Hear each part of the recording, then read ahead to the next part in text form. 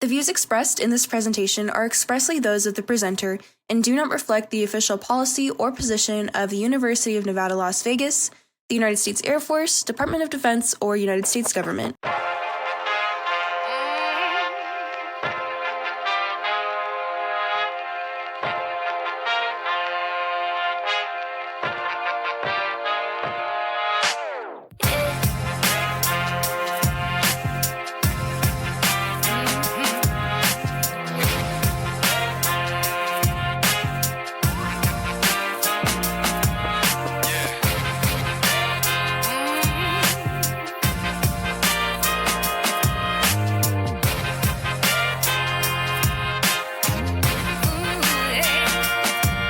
Is there one quote that especially calls out to you or even resonates for you, whether it's like your ethnic background, your gender, religion, or even your family? Of course. But first, let me do my thing and keep it 100% faithful for you all. Good morning, good afternoon, and good evening worldwide. You are now listening to the hottest. We, the Rebel Nation, the revolution and the revolt, and me, the most hype of them all, that being Christian, the hype man Sledge, live from the University of Nevada, Las Vegas. And we got a spot all up in your multimedia systems. So I want to get into it right away. I was thinking about this all day, what I wanted to say. Folks is tripping out there. Folks are not being appreciative out there. Folks are complaining out there. Now, for those who don't know what tripping is, slang term in the English language, acting out, not acting appropriately, flipping out, just not acting as one should over whatever. In this particular case, I wanted to talk about the challenges in their lives. Everybody has trials and tribulations that they're going through. And I want you to understand that while you're going through the challenges that you're going through, they may be tough, but they are not necessarily ending you. They are probably sharpening you. I know that because you are still on this planet doing things. You might have a lot of homework to do. You might have a lot of issues at home and situations at home. And I get it. Those can be rough sometimes.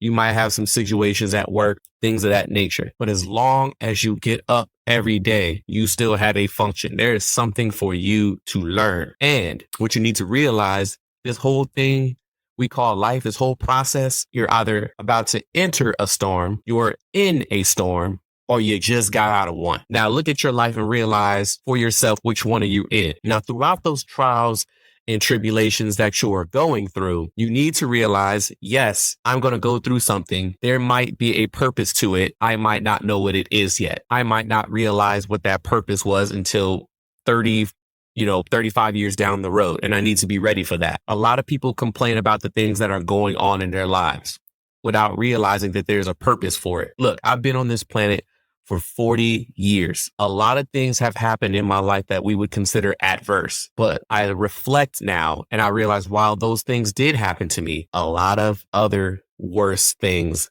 didn't happen to me. That while I was going through my adversity, it could have easily gone worse to the point where I'm not on this planet anymore. I'm just not here anymore. I'm not available to talk to you. But those things did not happen. Those small instances, I didn't go here. I didn't go there. I did this instead. And just because I did that, yes, I'm going through my trials and tribulations, but I'm still here to bear those burdens and bear those crosses. A lot of people do not realize that that is how it's supposed to be. A lot of things happen in your life, but a lot of things did not happen in your life. And you need to be appreciative of the fact that you are waking up every day, most of you all in good health, able to get up, able to thank, whoever you need to thank, God, the universe, whatever the case may be, and get up and move forward. As long as you are getting up, then you still have a function. You still have a place. You still have things to learn. You still have things to do. Do not let the trials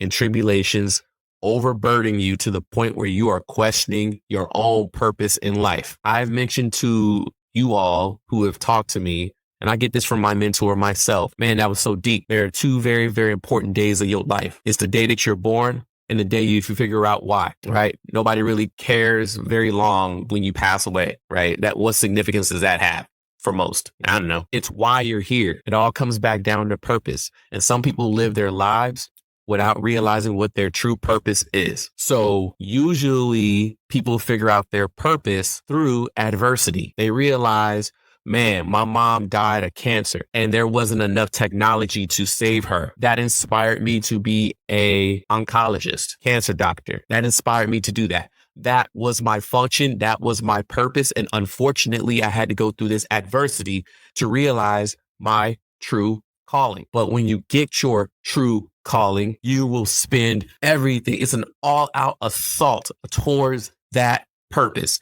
And that purpose, although it'll take a lot of energy, you don't mind it. You have no problem doing it. It costs you nothing, although it costs you a lot of energy. I hope that makes sense to you. It costs time and energy, but it does not drain you. It builds you up. It makes you stronger because you found your purpose in life. Most of the time, that comes from the challenges that you have to face and the fact that you're still alive in order to face them. So stop tripping that you got a lot going on in your life. Stop tripping that you have a path of resistance. The path of resistance is what we older folks call life. Life is not crystal stairs. It doesn't have sunshine and rainbows all the time. We wish that. But if we had that all the time, would we truly enjoy the sunshine and the rainbows? I beg that we wouldn't. If it was sunny all the time, the earth couldn't even survive. It needs the rain, which we probably prefer not to have. We need the snow. We need the weather. We need it not to be clear all the time. So the fact that you're tripping or complaining or arguing while the trials and tribulations are going on in your life, you should be asking yourself, why and what purpose is this going to serve me in the future? I might not understand it today, Mr. and Mrs. Universe, Mr. and Mrs. Divine Intervention. I might not understand it today, but please grant me the strength to be able to be understanding that it's happening, and maybe that the function of it will come later down the line. Maybe some kid is going to go through what you have went through, and you can guide them for one episode against what you went through, and you can give them purpose on why not to go there. And then they come back 10 years later and they tell you, hey, remember that time when you told me this? Yep, I followed your advice and that changed my life forever. I'm a family person now. I'm trying to do better. I'm trying to do well. Thank you for just coming into my life for that one episode, that one moment of time, and just giving me that guidance so that I didn't have to follow that path. Now, what they probably didn't know is that you followed the path that you told them not to go to. And for that reason, that might have been the purpose for you going through that trial and that tribulation. You needed to go through it so you can tell somebody, hey, man, don't go that way. That ain't the way to go. You need to go this way. So stop wondering why you're going through what you're going through and start asking the question, what am I supposed to learn from this? Now, I got it. There's some people who are going through some really, really, really tough times. Like, I get it. Like, I understand. But the lesson is still the same. Why am I going through this? I'm still waking up with the same situation. I'm still fighting it. I'm doing better every single day. But why am I going through this? And just be ready for the answer, because you're going to get the answer.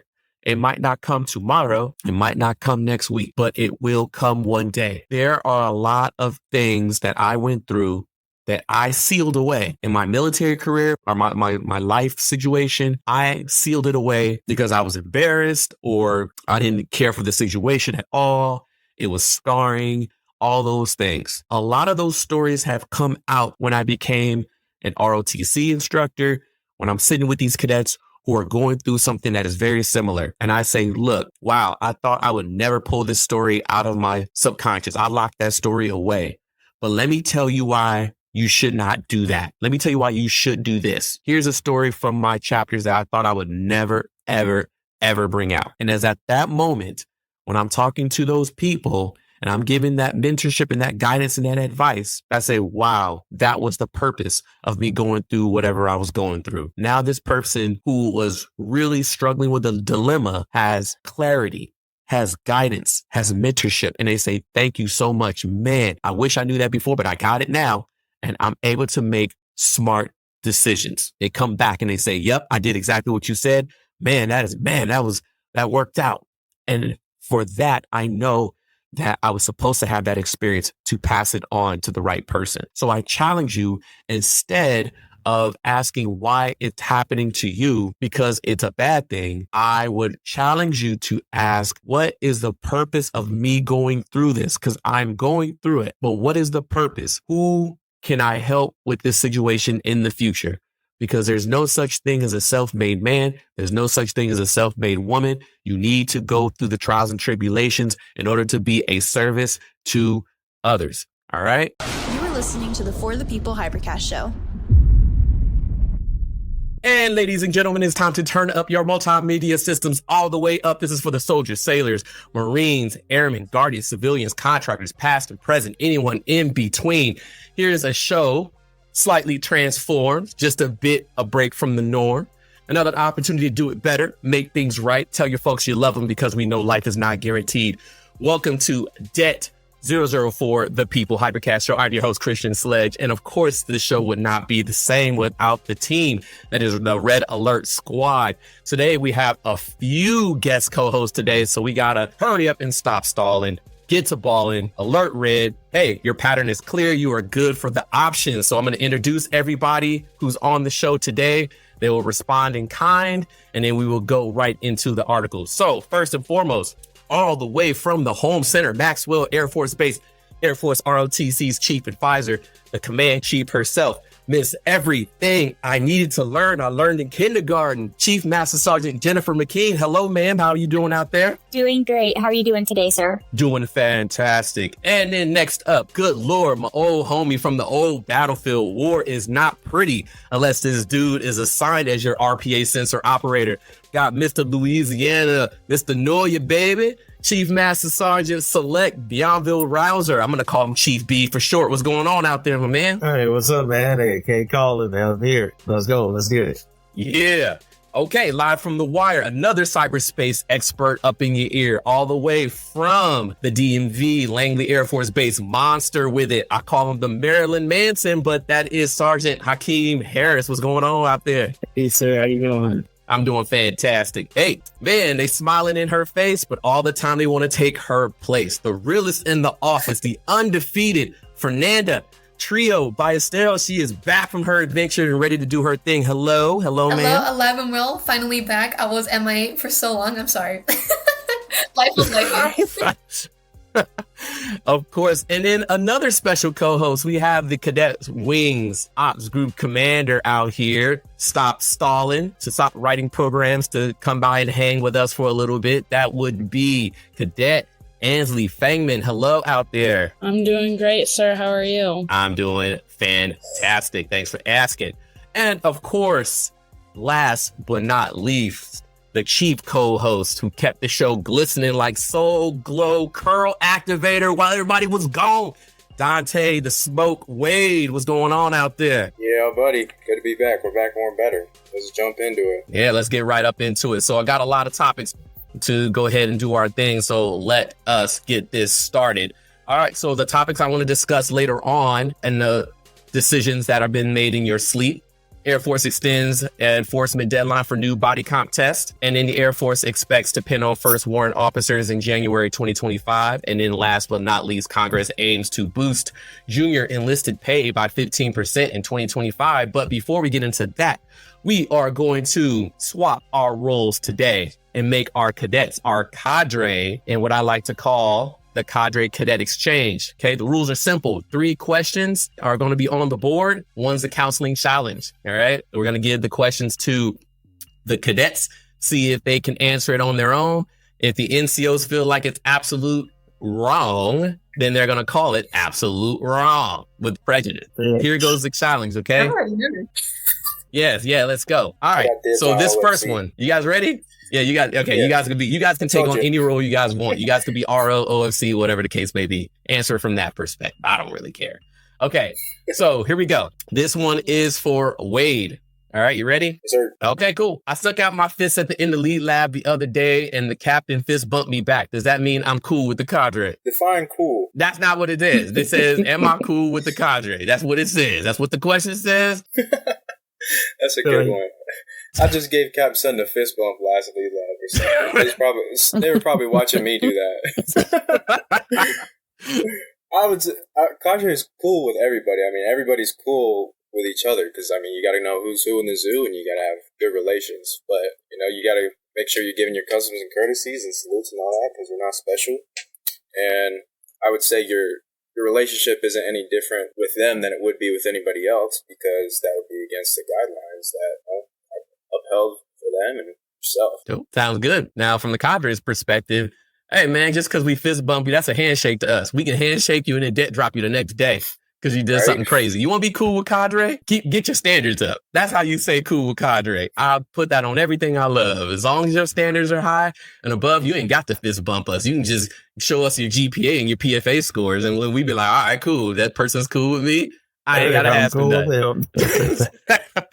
It don't take a fist bump to make it happen then. So, all right, good answer.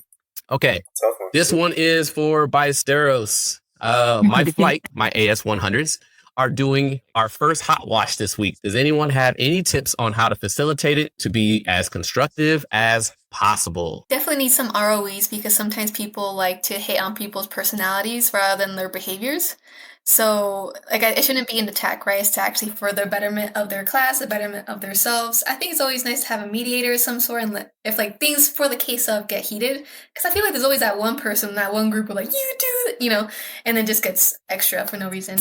Actually have specific timelines, because sometimes, I remember, for example, my first FTP hot wash, it lasted, like, 6 hours for no reason. It's because people would go ham on one person. It was in weapons school. Yeah, I was like, was there really a need? Man, 6 hour Libra. Yeah, so I would say definitely, like, whether it's like 5 minutes per person or however they deem it necessary, if they have a lot of problems. But I would say mediator and timelines, because you don't want to go out, because at the same time, like, if you're just saying all these things, like, you don't want to repeat yourself. The point was already put across. Okay.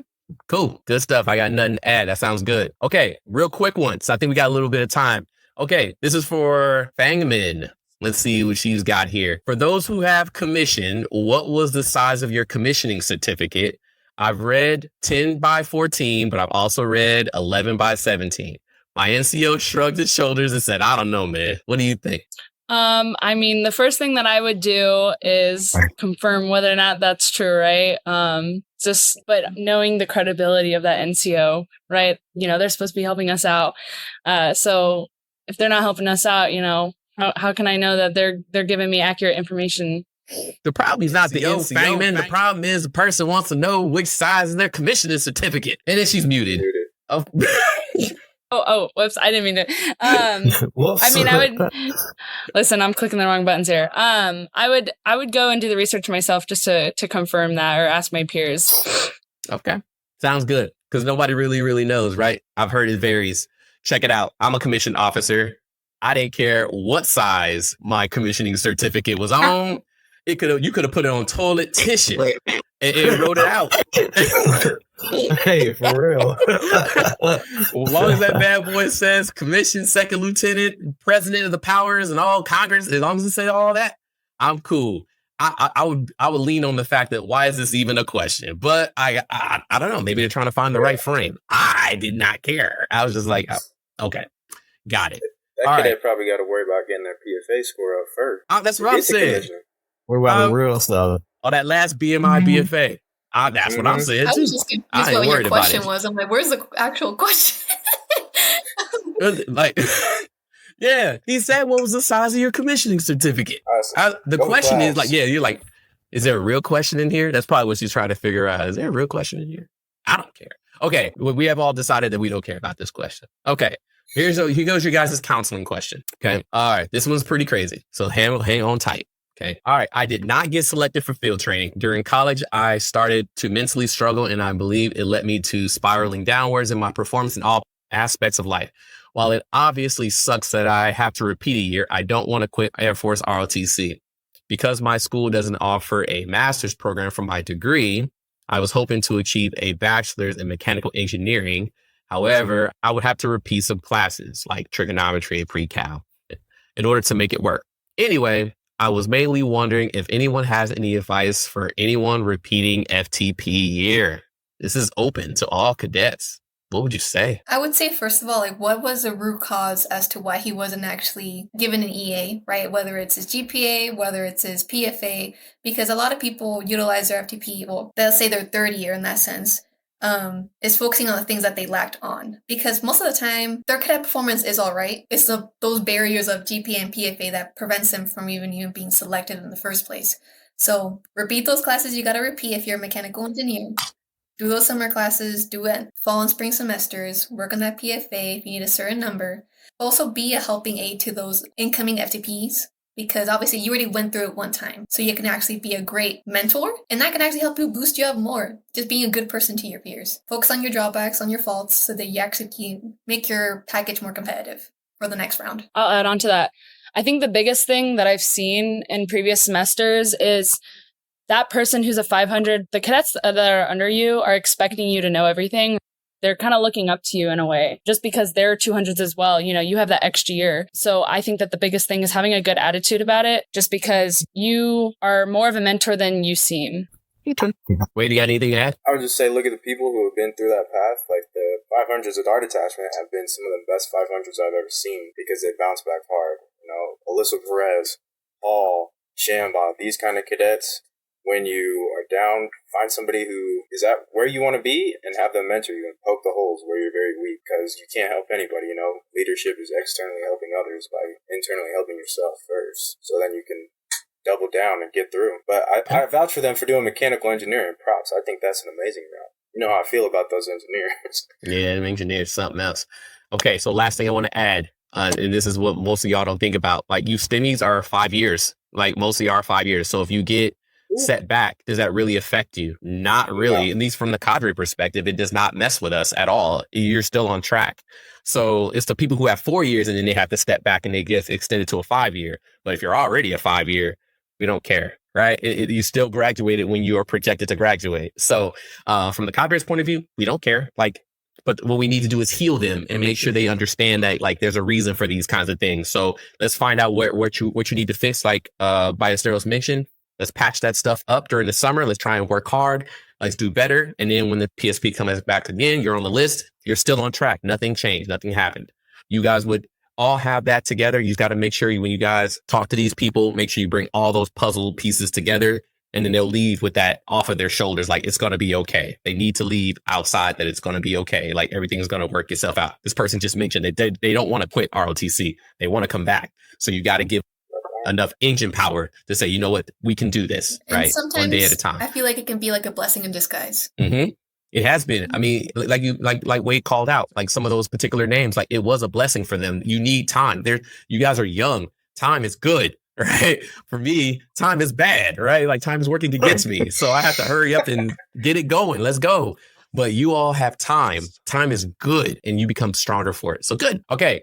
So with that being said, we're going to close out that one. You guys did a great job. Now we're going to go shift it forward to the articles that I promised you guys. So NCOs, turn your radars up, right? We need your advice here. Here's what's going on in USAF news. First topic, as promised, Air Force extends enforcement deadline for new body composition test. Airmen and Guardians who exceed the Air Force's new waist to height ratio cutoff in their annual physical fitness test now have to wait at least until the fall to comply before they can be punished. The Air Force announced that it would move away from its unpopular tape test, which graded troops on their waist circumference in early 2023. It instead opted to compare that metric to the service member's height, arguing that incentivizes healthy physical proportions rather than thinness alone. Though the department said it would implement the new test in April 2023, troops had until April 1st, 2024 to actually beat the new standard. And that was confirmed April 5th that the deadline was extended by at least 6 months because of the delay of writing the new instruction. Once published, they'll be able to do everything they need to do. But my question for you all, given this data and all the stuff that's going on, the big word for me was punishment. So given this data, cadets and all, what would you guys consider as acceptable punishment for airmen and guardians not meeting the upcoming standard? Do you think it's fair? And if you had to execute some discipline, what would you do? Your commanders. I'll go first. Snap.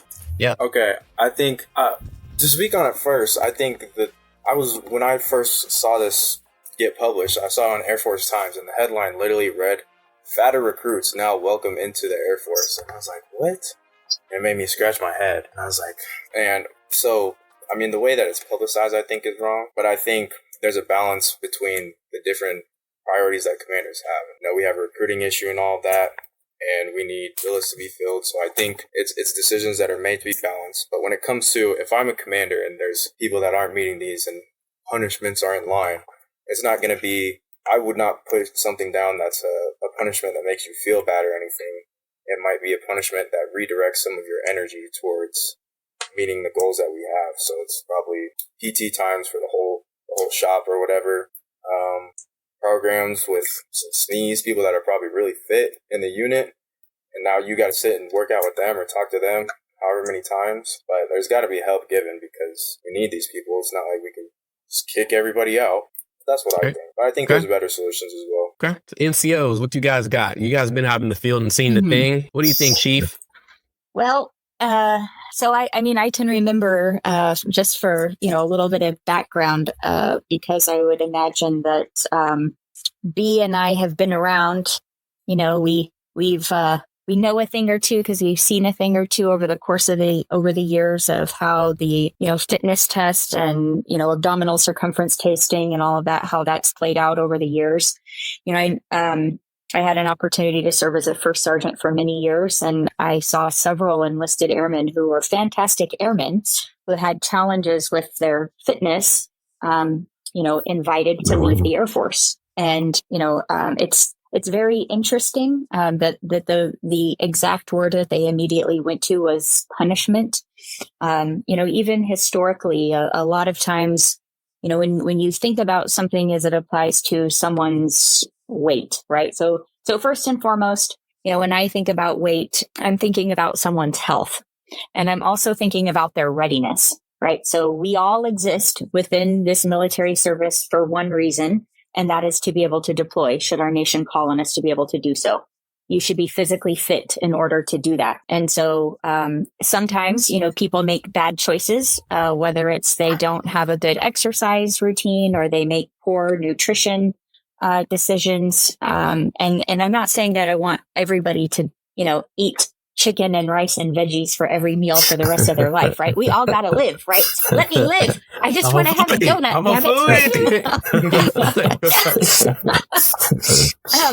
But, there is some level of discipline, like self-discipline, that is really important for you to be able to maintain. But, I absolutely agree with what you had said, Cadet Wade, in regard to, let me find out what's the root cause of what this person's issue is, right? Like, are they having health issues that's precluding them from being able to work out? What's their diet like? Have they never received any type of mentoring or counseling as it applies to what they should be putting in their body? As a person who works out like almost every single day and watches what they eat, I absolutely despise the type of people who do nothing and are so thin. And you're like, yeah. They eat like 6 donuts and like drink coffee and they work out like for a week before their PT test and they're like good to go. 95. And then here I am like on the Peloton, like struggling, 7 days a week, running 7 days a week, like watching every single thing I put in my mouth. And, I'm just going to say, like, people's bodies are different, right? So you have to understand what your body does, and figure out how to work within those parameters. But, I would say that I don't think that going straight to punishment as the very first thing is the right way to go. I think that there is definitely a period of time in there where if someone fails to meet the standard, then it's like, okay, let's sit down. Let's talk about this. Let's get you over to the Health and Wellness Center to talk about fitness. Let's get you in touch with a nutritionist so that we can help you to be successful.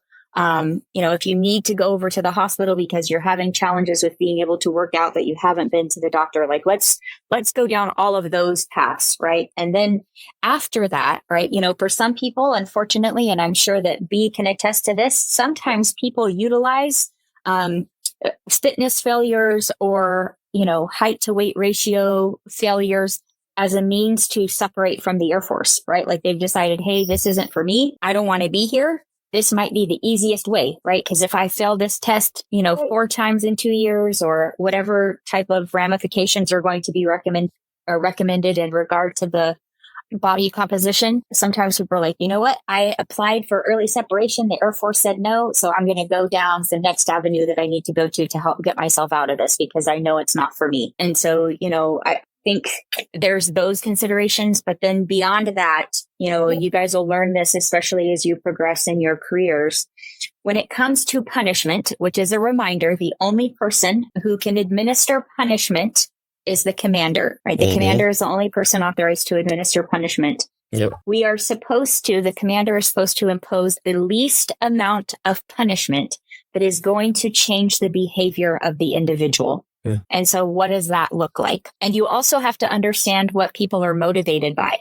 Some people aren't going to be motivated by paperwork. Right. And so, you just have to kind of understand like what people's motivations are, what they're interested in when determining, those punishments. And so I would just say in the beginning, understand what that person's challenges are, try to help them through it before punishment.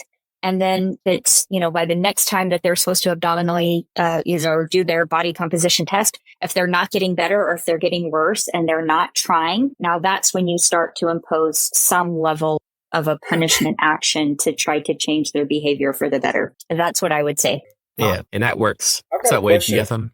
I got a question, Chief or RB. When I think of these policies that are put down, I try and think about the why, but also like fitness itself. I mean, you might know the reason why or hypothetical, but is the fitness test in Air Force, is it more for mission readiness and going out there so that we know our airmen are mission ready, or is it more for a TRICARE and a medical standpoint to ensure that our risk to like financial budget ratio is met, so we don't have a bunch of unfit people that are just draining the medical budget for TRICARE? So, V, do you want to? Yeah, go ahead. Yeah, I'll start. So what I'll say is at this point in time in American history, we're at a consequential moment where we could be called upon at any point in time to support and defend the Constitution, right? So when we are in that arena, you have to be physically and mentally ready at a moment's notice. You cannot hey, it's time to go and then be ready. You got to already be ready, man. So when we look at V and I have seen the people that like deploy and lose like 40 pounds and they come back and they're like a whole different person. And you're like, oh, my dad, every time he comes back. You got to be ready, man. You can't be in this bubble like, I'm going to eat cheeseburgers and then I'm going to go fight this war against China, right? Because the Secretary of the Air Force will tell you China, China, China. And we know that at some point in time, it could become a war more than regional, and we might have to get involved in it. And that's going to take airmen, sailors, Marines, Guardians, the whole bit.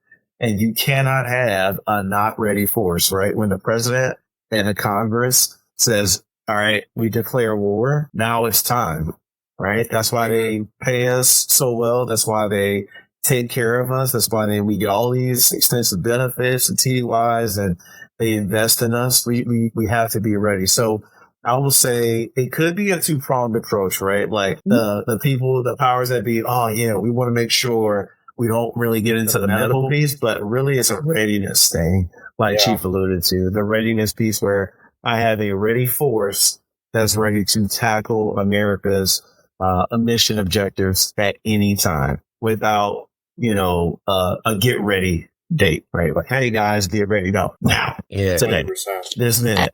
One other thing that I would, add to that too is that like, if you think, especially even over the past like 20 years, and with the war on terror, a lot of times when we get put into wartime scenarios, or when we go to other places, if you think like, Vietnam even, or, the Middle East, or, Japan, a lot of these are climates that we are not used to. And they're not always the easiest to be out in. And when then you also think about putting on, 60 pounds or 70 pounds of gear on top of that, and you're having to carry a weapon, and be in an environment that you're not used to being in with like humidity or extreme heat, that's going to take a toll on your body. And so, you know, one of the things that I always say about the fitness test is, you should be prepared to take that fitness test every day of the year. Yeah. Now, I'm not saying you should be able to get 100%. I'm not saying you have to get 100%, but you should be able to take that PT test every day of the year and pass. Yep. Because it's just, you know, it's a readiness you never thing. know. Like, it's a readiness thing. B, I know you said you've been in for 20 years, but I can remember like when 9/11 happened, I was in Airman First Class. I was stationed at Mountain Home, and 9/11 happened. 2 days later, I was on a plane, and you know, games, no there games. it goes, you know, and so you didn't have time to like, oh man, am I in good enough shape to go on this deployment here? Right. Yeah, exactly. No such thing. And put down the burgers.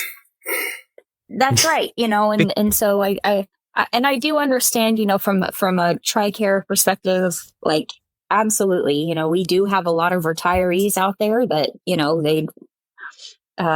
TRICARE costs a lot of money, and you know, but in regards to the fitness test, you know, to me, you should not be living your life just so you can pass the PT test. This is the only body you're going to have. So you need to take care of it, and you need to fuel it properly so that when it's time for you to retire, you know, let's be perfectly honest. The body that I have now at 42 is not the same body I had at 17 when my mom, you know, signed for me to enlist. Right. But, you know, I feel like, you know, hey, I'm doing pretty good. I can still run 6 miles a day. And I, you know, and so to me, I always think like, this is the body that I have. If I had to deploy tomorrow, I absolutely could. And I was prepared to do what needs to be done that my country is going to ask of me. And someday when I retire, I feel like I'm in a pretty good spot, because I see some people that are, you know, my, you know, high school peers and whatnot. And I'm like, oh. You kind of sparked another question in me, and Cap says, do we have more time to keep going on this topic? Go ahead, press. You got it. So with the fitness challenge, I know it's kind of an accelerate, change, or lose thing, and we need to get our airmen fit. But looking at previous deployments and how you talked about you deployed in 2 days right after 9/11, where a lot of people that I've interacted with in my personal life that have deployed, more officers or such, they said, you know, it's not really a physical deployment. Some people might be sitting in their office and advising and all of that. Maybe my dad was maintenance and he was more physical. But with the future conflicts we have and our, you know, ACE strategy, agile combat employment, and being ready to move and be undetected but still attack at any time, do you see that our fitness needs to be higher because our deployments and the physical job that you'll be doing because of this new strategy is going to be more taxing than ever before? Well, so I guess what I would say to that is that we do have some AFSCs, right? Different jobs, right, might be a little bit more strenuous on people than others might, but you're absolutely right. We have gone more so to the agile combat employment model, which I had an opportunity to be a part of out at Al Dhafra over the last year, which was really fantastic. And people wanted to be part of our ACE teams out there. Like there were 25-person teams. And I had people coming up to me in the DFAC saying, Chief, how do I get on the ACE team? Because I want to be a part of this. And so what I would say is that for our AFSCs that we feel are going to be the more strenuous AFSCs or you know, deployments over the course of deployments, they have already changed their requirements for their fitness test. Wow. And so, and then, you know, also too, like if you look at the Space Forces model, like right now, they, you know, there are Guardians who do deploy. However, their model is more and so that they utilize like their aura ring, I guess, to monitor their fitness through their ring as opposed to an actual physical fitness test. Yeah. I don't know that I think that the Air Force will really go to that as much as I would love to. I would give the Air Force access to monitor me forever. Don't worry about me, bro. I would just be like, I would love for you to monitor everything that I'm doing every day because I feel like I'm doing pretty good. Yeah. As opposed to, you know, going and taking the, you know, the PT test. Because there's always an element of anxiety, and I'm sure you guys feel it too on PFA day. You're like, oh my gosh, that does not go away. I can tell you, right? Like that feeling does not go away. It never goes away. And the reason why is this, especially like for me, right? I'm thinking, you know what? Which, by the way, I have my PT test a week from tomorrow. Mine's a couple weeks ago. If I fail this test, I might as well just go ahead and submit some retire paperwork because ain't nobody gonna let a command chief keep serving this failed a PT test, right? Like, so you have to like.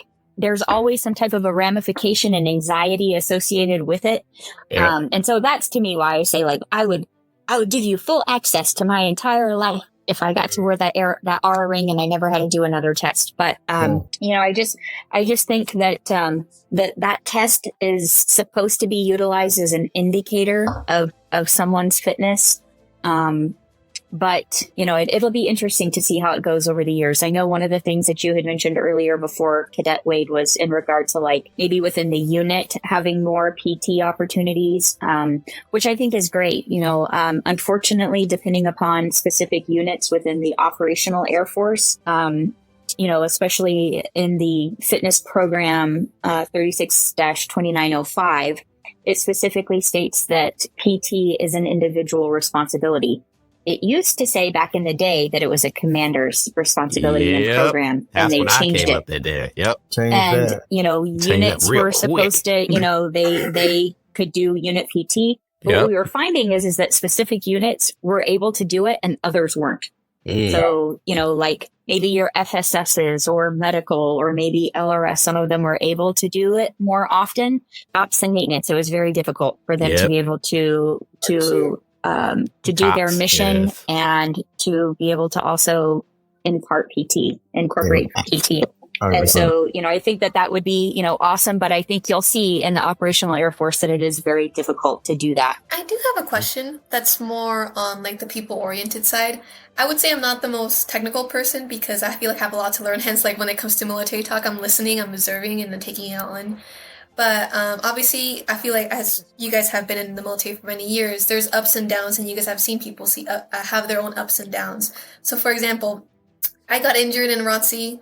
I was out for like 6 months. Next thing you know, I'm out on another medical thing because apparently I had a heart condition. It was a maldiagnosis, but like back to where they're like, you can't work out, you can't have anything endurance because we don't know if you're going to go into cardiac arrest if you take a run.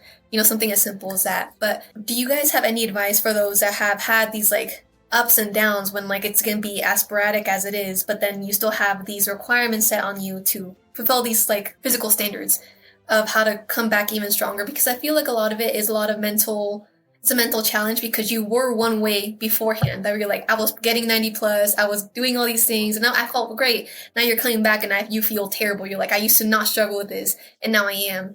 And it's like that mental battle. But like, do you guys have any advice for those? Because I know I'm not the only one. We've had several medical conditions within our ROTC detachment, and life happens, right? But do you guys have any advice regarding that? I think I could speak on that a little bit. For me, actually, I had an airman. His grandmother passed away, and other factors took place. But when his grandmother passed away, he did experience an injury in his shoulder, and he was like killing it. Like he was faster than me at the time, and he took some setbacks, and he wanted to get back immediately. And I think he kind of rushed it a little bit, and possibly had the chance of injuring himself even more because he just wanted to stay upheld with these standards, and he wanted to be deployable. He didn't want to let his teammates down. But for him, I just kind of encouraged him to just go at your own pace. We understand that you're going through things. Definitely don't force anything. That was kind of my suggestion to him, and now he's doing great. I would say, to piggyback off of Hakeem, I'll offer you listen to the doctors, right? A lot of times we want to push it up, right? But these are the experts. These are the SNEs. They will, give you a regimented program to get you back to your what we perceive as your whole self again. So just take the medical advice. I've been guilty of not taking the medical advice. I injure myself and I'm like, dude, I'm still running. I don't care. And my knees popping, my hips are popping, my back is popping. I'm like, and then my wife, I'll talk to my wife and shit. I'm like, oh, babe, my back is hurt. I can't work out. And then I still get up and work out. And she's like, I thought you said your back was hurt. And I was like, I have to go, right? Because that's ingrained in us. That's just a character trait of mine. It's a character trait, right? I want to get after it, to lead and be the example to the airmen in my unit. But at some points in times, like over this past year, I've just been like, I just need to rest. So as important as it is to get after it, you always have to look at the rest cycle, right? Like, what am I doing? Am I getting an appropriate amount of sleep? Am I eating correctly? Am I having the recovery necessary to be at my peak performance? And also think about the mental aspect, like you said, right? All those things tie in together. So just be mindful, follow what the sneeze say, and then you will get that. I would say too, afford yourself some grace, right?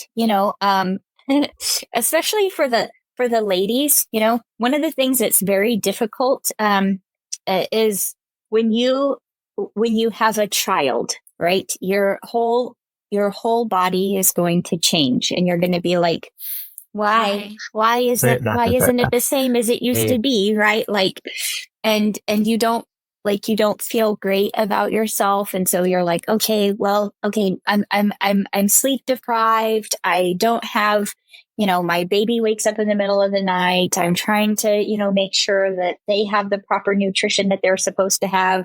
Meanwhile, this uniform doesn't fit. I'm going to have to go and get new uniforms because I can't be wearing maternity uniforms anymore. And why does my body look like this? You're going to go through all of that whole gamut, right? And so I would just say, afford yourself some grace, right? Like, don't do something that's going to be harmful to yourself or to your baby if you choose to, breastfeed, right? You're providing nutrition for a whole other human. And, even when it doesn't apply to motherhood, but, as both B and Hakeem said, it's listen to the providers, right? Make sure that you don't do the things that I have done. We all probably say that. All those old heads, don't do what we did. Mm-hmm. Yeah, that's right. Like you get a profile that says don't run. And you're don't run. Don't do it. It's fine. We all say that. Yeah, and you still run, and then you're like, that does not feel good. I should not have done that. Now, what I would say is when you go to physical therapy is wonderful, right? They're going to make you hurt. It's not a lovely place to be often, but if you follow the regimen, they are professionals, right? They're going to help you get back onto the path of success, and just be candid with them of what you want to do. Like, I had a foot surgery back in 2018, and at first they didn't even sign me up for physical therapy. And I was like, no, I want to do PT. And so when I got there, my physical therapist was like, hey, what's your goal of coming here? And I said, I want to run. I want to get back to running. And so he was like, yeah, okay, well, we will get you on a regimen of good stretching and things that you need to do. And, they help you to be successful so that you don't re-injure yourself worse than what you had before. But I think honestly, the biggest thing in all of this is, listen to your providers and afford yourself some grace. And you may have to change your nutrition, right? The things that you could eat when you're running 6 or 8 miles a day might not be the same things that you can eat if you're being more sedentary. Cool. Everybody clear? Do what the doctors tell you and meet your waist or else. Okay, next article, y'all. This is more for Hakeem, all right? Air Force expects to pin on first warrant officers in January 2025. Within the next 9 months, Air Force expects to have warrant officers in its ranks for the first time since the 1980s.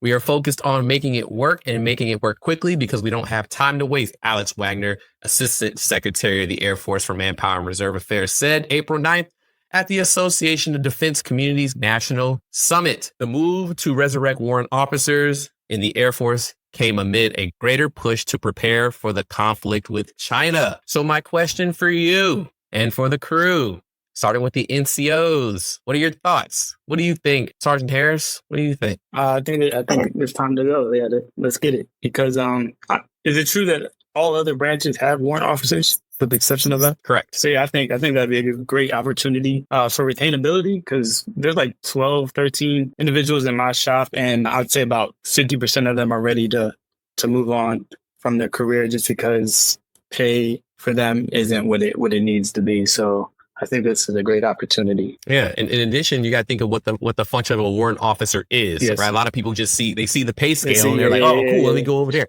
But Well, what does a warrant officer do? So we got to make sure we do our research and figure out what is a warrant officer. What are they expected? What are their expectations? from what I'm gathering, from what I was told, they're like still kind of an officer, but you're still on the technical side as opposed to the managerial side. Correct. So at least from what I've seen from the other branches, they have a specialty. So if you look at the Air Force and they're trying to figure out, in the Space Force, figure out what are they trying to get at? What are the things that we really need specialists at? Like, what are we trying to attack? So, for example, cyberspace, but there's so much more that we can do if we entertain it. Missiles, like we can do those. Those are things where we need those technical experts, and that's what we expect them to be. RPA pilots, right? They try to experiment with giving that back to the enlisted. That didn't go so great, but maybe a warrant officer could. We can re-entertain it, right? So it opens up a few more doors because they're specialists and they don't have to worry about the supervisory as much as it's being the technical experts and the true consultants of the weapon systems and things of that nature. So if that's the tree you want to bark up and say, hey, I just want to be a technical expert, then that might be the department. But I would always encourage folks to do their research, or they jump over there and say, oh, this is not exactly what I wanted it to be. Do your research, figure out what you want, and then jump. Cool. So for the rest of the crew, would any of you NCOs trading your stripes to pursue a warrant officer commission? At this point in time, no, absolutely not. I worked too hard to get to this level. Choose some light, there's no way. But to your point, is a specialist, right? Like, as we transition to the enlisted tiers, you transition from, technical SME to more of a leader teams, more of a management style. So if you kind of segregate that piece of it and have a person just solely focus on cyber or solely focus on, I mean, we could pare it down to plumbing, right? Like, hey, if we got an HVAC guy or somebody that's just 20 years of experience, you know how to encounter any problem that you encounter. You have this huge swath of experience to go into to get after problem sets, right? And to have a pool of ready force that has experience can get after, those advanced problem sets when we get into war with China, if we do, or any potential conflicts down the road. We want to have that specialty, those people, those SMEs. And obviously we want to take care of our people, our airmen, and ensure they're compensated on par with civilian entities, but realize that this is a high calling and we could never get to the exact amount and pay you one for one, right? It's a government agency where we're trying to support and defend the Constitution of the United States. So warrant officer's good. I'm good with it. I like it. I want to see us build that cadre of SMEs, and I'm excited. Cool. Wonderful. All right. Sounds great. So this one's for Fangman. All right. Last article. All right. Congress aims to boost junior enlisted pay by 15% in 2025. House lawmakers are pushing for a 15% pay raise for enlisted troops ranked E1 to E4 as a part of a slew of changes meant to improve the quality of life for service members and their families. The changes, which addresses pay and compensation, childcare, housing, healthcare, spouse support, were laid out in a new report released April 11th. The question for Fangman, you being a military brat, I think your dad was enlisted and all that cool stuff, right? So my question for you is, what are your thoughts, and where do you suppose the resources come from in order to increase that budget? So I definitely agree that they should increase the pay because, talking to Esparza and other enlisted members, we always see that, they put in a lot of work. We should be paying them enough so that they can support themselves. Like you said, with their quality of life, we're talking about fitness, we're talking about all these things. Things are expensive now, right? And if they can't support themselves, their families, how can we expect them to work hard for us? I think that where that money comes from specifically, I had my brief with you, sir. about retirement, some of the controversy with that. So specifically, I'm not 100% sure, but I definitely think that we should support it 100%. Okay. So as for anything, when it comes to money, the number one question after you brief this big briefing and this theory is great and like, we should do this. And everybody's like, yeah. Well, the first thing that the commander is going to say, okay, y'all, where's the money coming from? Right. Because our budget is a lot. Right. And it kind of difficult. So Colonel Young has alluded to this too. Like the money is the money. The pot of money is the same pot of money. Right. So in order for you to get money more to fund this, the money has to come from somewhere else. So while we don't know that, that's congressional stuff. We don't make those decisions, but that's what they want to do. And I think, again, I'm a fan of it, right? I'm a big fan of it. I was an E1 to E4. I've been there. So, and I understand. Yeah, I've been there. Struggle is real. Even though we got a gym on base. Yeah, we got a DFAC on base. We got Midnight Chow. Come on, man. We do have it all. We do have everything. Everything's very accessible, but just like the cost of sustaining certain things. And I'm not talking about meat coats. I'm not talking about sustaining that. I'm talking about just sustaining some basics. It is getting more expensive. Gas, this, that, cars, all the things that get me from here to there has been growing. So that's why the Air Force has been talking about cold pay, has been talking about, airman pay, things like that. They have to look at that and try to figure those things out. So I'm all about it. Our airmen deserve it. They put in the work, and I think that's really, really cool. For those who have enlisted folk, talk to your people, let them know, hey, this is a big thing. This is huge. So expect some changes in the future. Cool. One of the things that's very interesting, and so for your debt, one thing that's kind of nice is that you're associated with a military installation, right? So Right. Your folks there have access to Nellis. I'm sure if the cadre wanted to, they could live on base if they were so inclined. But we have a lot of airmen who serve at geographically separated locations. Yeah. And within our organization, we do that are in ROTC, and then also within recruiting, and then a lot of other organizations out there, you'll have geographically separated units that are literally assigned to like the hinterlands with no like means of support, right? They don't have access to good healthcare. Maybe even in their area, none of the providers except TRICARE, like not even TRICARE remote, because sometimes TRICARE doesn't pay as much as the providers feel like it should. There's challenges with access to housing. You guys already know, like Las Vegas. I mean, the mass exodus from California is real, right? Like a zillion Californians just like emerged upon Las Vegas. And I have heard of airmen who are like, like I had some airmen before. They were a staff sergeant and a tech sergeant. They were married and they like tried to get out to Vegas. They had to live in their fifth wheel camper for like 4 months before they could find a place to live, because it was just so difficult to have access to good housing that wasn't in a horrible neighborhood where they were, scared to live there.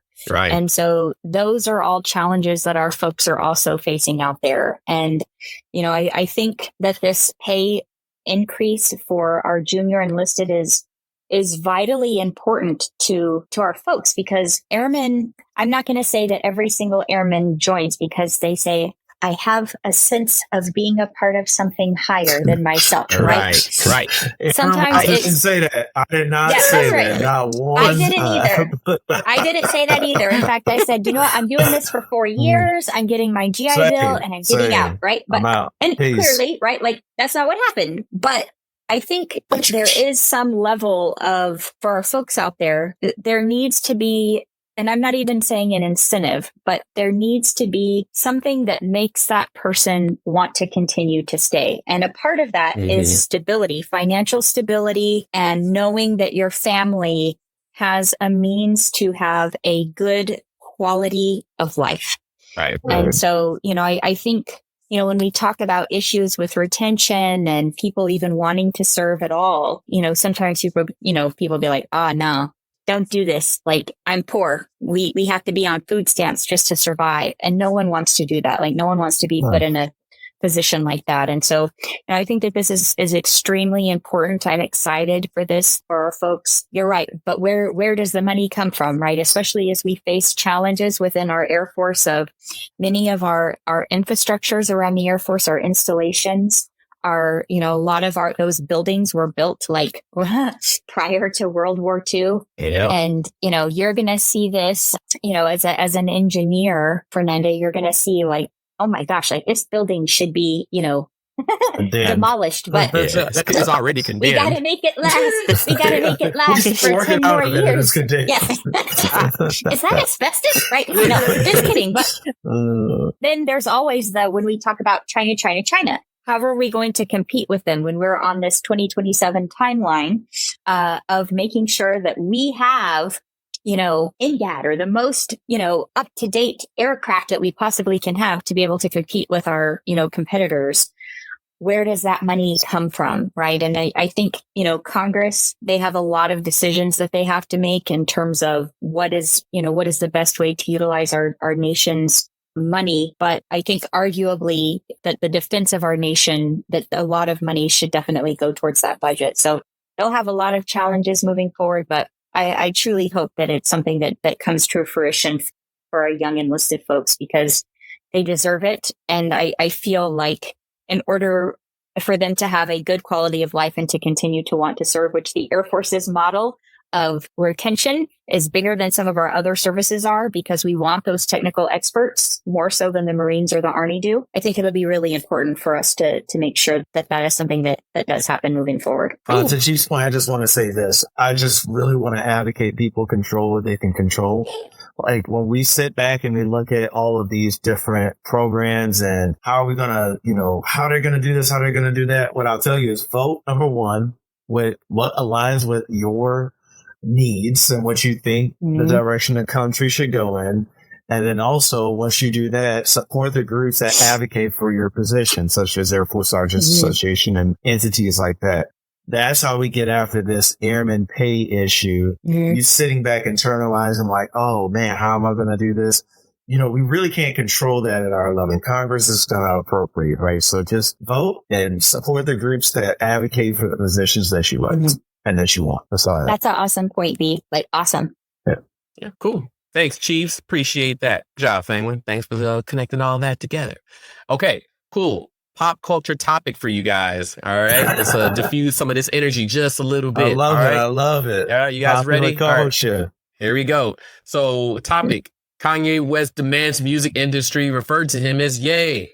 So you guys, I'm sure you guys are tracking back 2022. He changed his name from Kanye West, went to just DA, right? Okay, so Kanye West, fast forward 2024, is asking major players in the musical industry to respect his decision to go by his legally named change, Ye, TMZ has learned. So in a letter obtained by TMZ, Kanye's chief of staff fires off a strong message to the big players in the music industry, including streamers, publishers, lyric websites, and more, with the demand that the rapper be referred to as Ye moving forward. So what does that have to do with Air Force culture, Space Force military culture? Well, we all know that we have a culture of call signs, right? Call signs are designed to break the communication gap between certain personnel when they're doing operations and things of that nature, especially between officers and enlisted officers, right? If you just call somebody by their call sign while they're flying, right, it breaks barriers. We just get directly to the point, hey, this person turn left. Hey, this person turn right. So the question for you all in an operational Air Force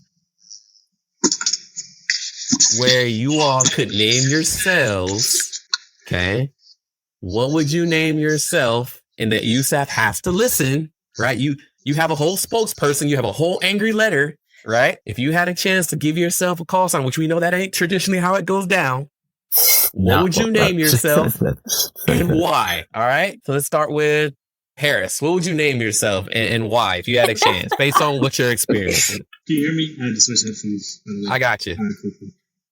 I'd probably go with H-Town. And behind that, so I'm from Hagerstown, Maryland. So it's not Houston, but H-Town also because so all the Houston people Megan Thee Stallion, believe that Beyonce, Destiny's Child, they be all mad. I don't know. And Also, yeah, H-Town, the group? the double H, I guess, as well. Those name lines. Okay. All right, cool. What else is out there? Fangman, what you got? What would you?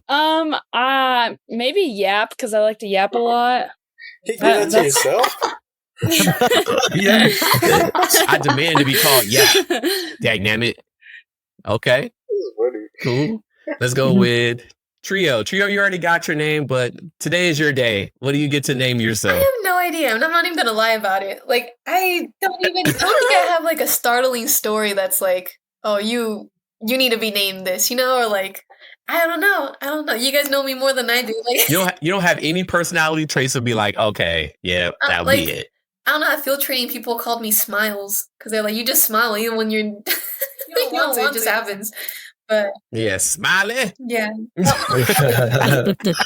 That's fair. That's fair. Nope, that's fair. You'd be the dog in the fire. Yeah, I used the to have meme a pin and on just my be backpack, and then it fell. Yeah, exactly. This is fine. Yep. She be smiling. That is her for sure. Yep. Now that works for sure. All right, you got the smoke man, but hey, today is his day. What do you get to name yourself, Wade? The thing that I've been called the most throughout my life is D Wade. And I think I would have to stick to that. I think I'd have to stay true. Okay. I mean, I know it's not like a traditional call sign, but I think that'd be cool, if I was flying and D Wade clear for landing. Yeah, D Wade. Hey, coming right in. Don't wait for me, Ari. I'm coming. Okay. Shoot it. All right. Okay. Be what you got. Man, I was thinking Rabble, man. That's Rabble sick, Rouser. Okay. When I got that call sign, I was just like, because they had a bunch of names on the board. Obviously, I went through the traditional way of getting named. But when I saw it, I was like, wow. I was like, it goes together. It flows. I'm gonna work for that. I'm gonna work with that one. If you guys get to meet me and you would talk more in person, you'll see. You'll be like, oh yeah, that's Rabble right there. So I'll stick with what I got, man. I'm extremely appreciative of my time in the RPA community and then commissioning my name and my brand. Okay, cool. Last but not least, of course, Chief. What do you got? Well, first I have to tell you, B, that as soon as I heard that your call sign was Rabble, I immediately thought of this song, Rabble Rouser. I immediately heard it. If you guys haven't heard it, you gotta go out and listen to it. It's an older song, but it was on the soundtrack to Forrest Gump, but totally awesome song. I really enjoyed that song, but that's what it immediately made me think of.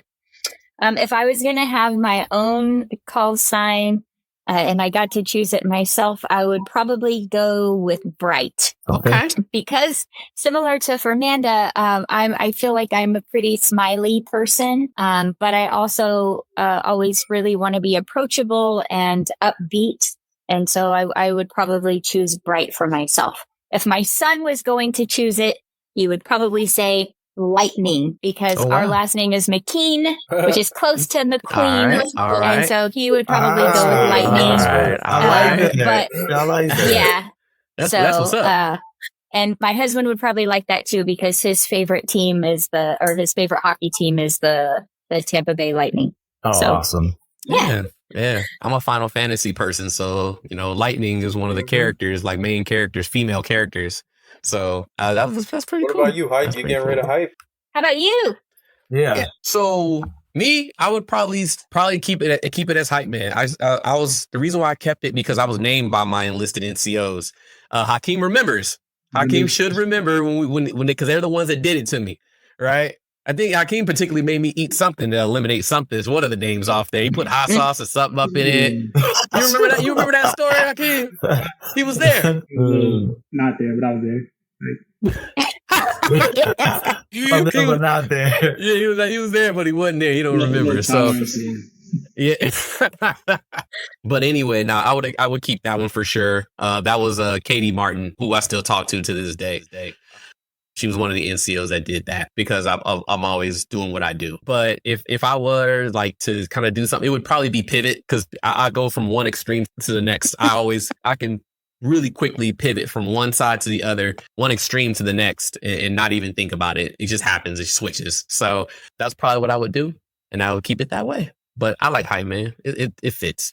So cool. All right. Wonderful. thanks for that. All that cool stuff. We wish well to Mr. Ye in his streaming media. I'm sure he'll do just fine. He'll make just as many millions. And he's still broke. Okay. He ain't broke. He's not broke. No. Remember when they said Michael Jackson was broke? No. Cat. Hey, what the young people say, cat. Stop the cat. Stop the cat. Stop the cat. You are listening to the For the People Hypercast show.